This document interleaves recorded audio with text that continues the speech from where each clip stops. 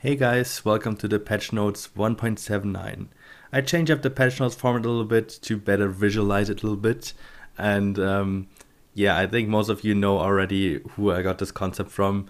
I kind of watched Maxim's video a little bit, and I think I could probably do the same style with Legion TE2 a little bit. I don't want to copy him or anything, but I just want to do this, ask you how it is, and then move on from here. I think I can still improve a little bit, but this is my first try on this kind of video. So, patch 1.79 brings king improvements and balance changes.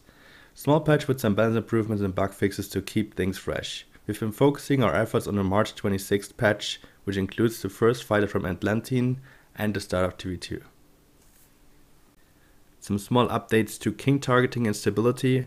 King targeting, a problem that often occurred on 10, when there was a boss at the king that was like 50% HP, and then there was a new boss coming, which was probably one hit, and the king didn't switch target, he stayed on the old target. So this should help on removing that bug.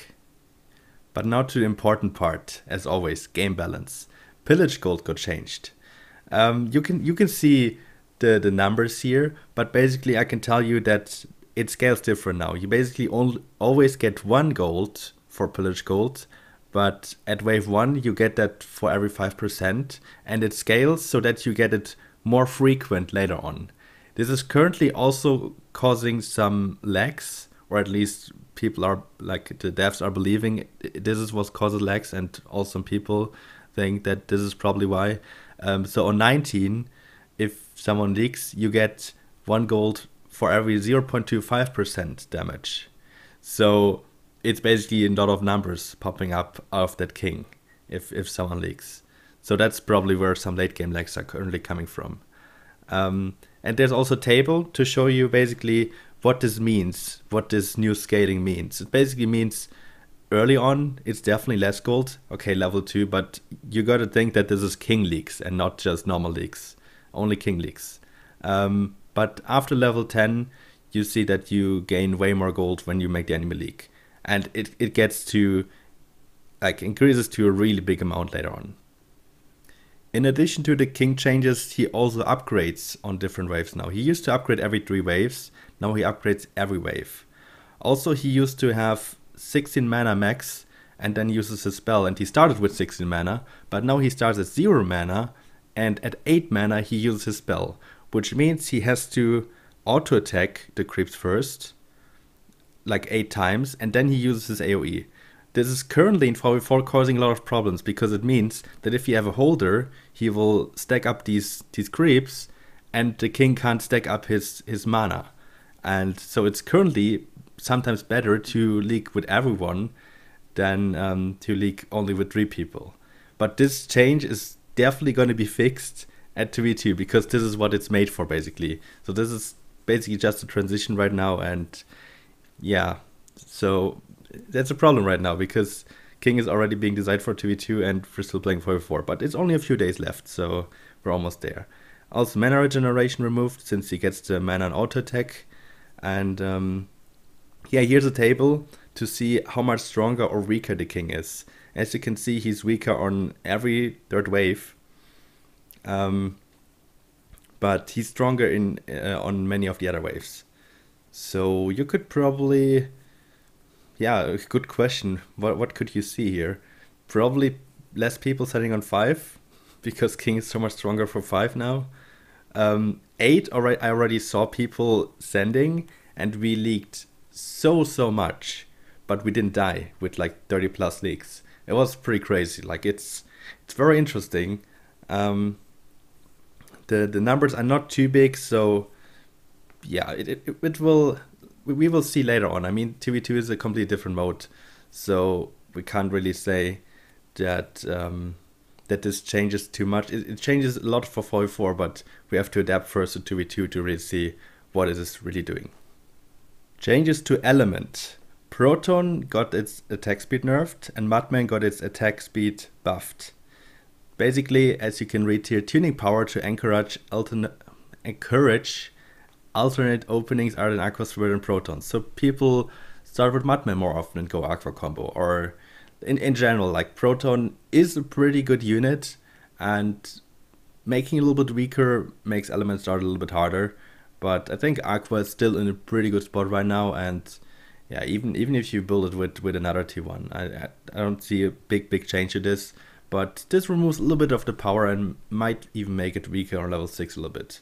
In addition, also Golem, some health buffs and some attack speed buff for him as well, so he has the same attack speed as Mudman. Forsaken is still not being played that much, although I think the guy who's currently rank 1 and he actually made it to 2600 rating, he played Forsaken actually. I think I was even the guy standing to him. I think that was on my stream though, not on YouTube. And I still was able to break him later on. So people were like, oh yeah, he had a good start. I basically gave him a free 3-worker start on 3. That was pretty bad on me, but I had a bad pyro start. But I think Forsaken is strong, especially with the Centaur nerfs. Centaur got more HP and more attack since, I think, more HP and less attack since 1.78. And that makes Forsaken strong again. But in addition to that, there's some changes here to Forsaken. Chaos Hound of the Gateguard and the Harbinger got buffed. 20 HP is not too bad. And Doppelganger also got another HP buff. 3000 HP already. He used to have 2300, so we've gone pretty far already. And another lot of death buff for the Undead Dragon, more damage. And a small nerf for the Imp. Some damage down. Next one up is Growth. Buzz got his attack speed buffed. I'm not sure if that was needed, but I think a lot of people don't like to pick Buzz as tier 1 because it has a really big magic weakness, and because Consort doesn't really do damage, or like, I don't know, I think that's the problem. But I love messing Buzz, for example. I actually never really upgrade them, but especially if you have a Leviathan or I don't know, like any other aura, Buzz is actually pretty strong. Also pretty strong at Ranger. That's also the reason why Ranger is getting nerfed a little bit. I think it's more the passive ability that makes Ranger strong though. Ranger itself is not really that strong, but in addition to Mass T1, like for example Buzz Spam, or in addition to Zeus, it is just insanely strong right now. Daphne is also being used, but only really late game. That's why they also buffed the damage a little bit. HP buff for Banana Bunk, and a small damage nerf for Banana Haven. Last but not least, Mech. Pyro got its damage nerfed again. It used to be 36, but I think they just reverted it to 34, and now it's 33. Still very hard to break Pyro, and Pyro is really strong on many of the key levels right now, which are being 8, 9, 11, 12. He's tanking pretty good on all these waves and also dealing pretty good damage. On 8, of course, he needs some single target damage as well to clear the sense. But overall, pretty strong unit. Yeah, not that much to say. Like 1 damage down. It's definitely going to hurt a little bit, but it's not going to make it weak. Then Berserker got changed. He now has more damage, but less attacks per second, which basically makes him 2-hit wave 1 now. And in general, he deals more pierce damage and less magic damage. Same is being done with the Fatalizer, just so he has the same attack speed, so they kind of attack in sync. And yeah, he also gets some more pierce damage, and with attack speed low, he's basically gonna have less magic damage. But overall, DPS wise, it's not gonna do that much. Then Millennium and Doomsday got buffed. In my opinion, before they got changed back to pure damage, they were impact. They were being used a lot on 13 and 14. On 13 they did a lot of damage, and then if you built them on 13, you were already sure that if they go 14, you're gonna have a good damage deal there as well, because they deal pretty good damage against Arcane. But now with pure, they deal 100% to 13 and 14, which makes them weak on those levels. Instead, they're strong on they're stronger at least on 12, 15, 16. They're actually pretty strong 15, but on the other waves, they haven't been used that much. So some damage buffs here. I mean, they will overkill a lot anyway, so it doesn't really matter that Doomsday has 25 damage more, because yeah, they really used to overkill a lot. Mercenaries now spawn a bit faster, so that tank mercenaries more consistently tank. I don't know if that makes any change to when you send them. I hope not, because I usually like to send like last second, like to add something. So I don't know if that's gonna be a problem. And a really small nerf to Shaman. It was used a lot on 13, actually also 14, 15, 16, and so on, because it now gives damage also, like 50 damage to the creep. So it can be very dangerous, and a small nerf is not that bad, I guess. And most times the Shaman actually buffed itself.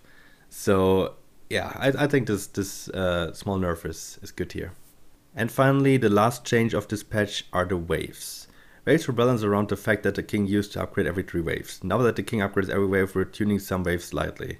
But I can already tell you that the changes here are not that big. So Cobra's got buffed by 10 HP, Carpache level 9 is nerfed by 10 HP, level 11 has 20 HP more. Mantises have less attacks per second now, Drill Golems have less attacks per second. The biggest change probably is 14, 30 HP more. But yeah, the rest is just some really minor attack speed nerfs. That's it for this patch notes video. I hope you guys enjoyed this a little bit more than my old patch notes videos. I will try to make it this way more often. It doesn't require that much time. It definitely requires a little bit more than just sitting there and recording for 10 minutes, and this is editing a little bit. But I think I should go that way because I'm pretty lazy, let's be honest. So yeah, just leave me some feedback, and hope to see you on the next patch notes video again, which is gonna be March 26th, or probably I'm gonna do it the day after. I don't know yet. So see you there.